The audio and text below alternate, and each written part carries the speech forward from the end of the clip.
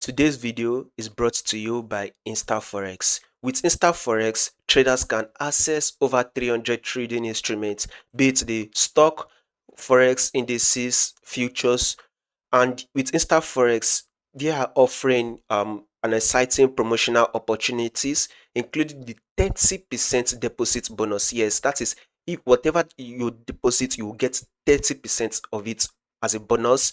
And they are also offering an X bonus promotion where eligible clients can receive enhanced bonus deposit bonuses of up to 1,000 times of their deposits, right? So if you want to learn more and also be parts of this, you can visit instaforex.com. The link will also be in the description and in the comment section.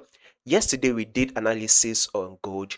Our prediction was very simple. We were expecting gold to hit a level of 4,681, but guess what, market got to a level of 4,674. So it was very close to what we were predicting, right? So market did give us a movement we were expecting, but it did not get to the level. So markets did give us around this level, around 400 pips. So there was 400 pips. Market did give us the 400 pips, very close to the level we expected it to actually tap, which is not a problem. Now the market has literally dropped today and we had this bounce.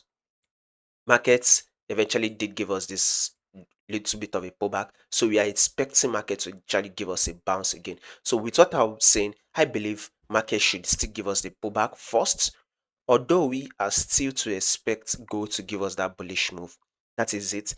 You all know that once there is an high like this, there should be a pullback, which is an higher low, then another higher high. So a pullback is currently playing out. So I believe once this pullback is over, another push up will play out. But first, we need to look at the pullback and where do we think the pullback will hit, which is we need to drop to our 4-hour time frame. So let's see if the pullback will likely hit a level of 4621. So that is 4,621 for the day. Currently, market is trading at 4,641. So if market can drop to a level of 4,621, then we might want to start looking for a buy.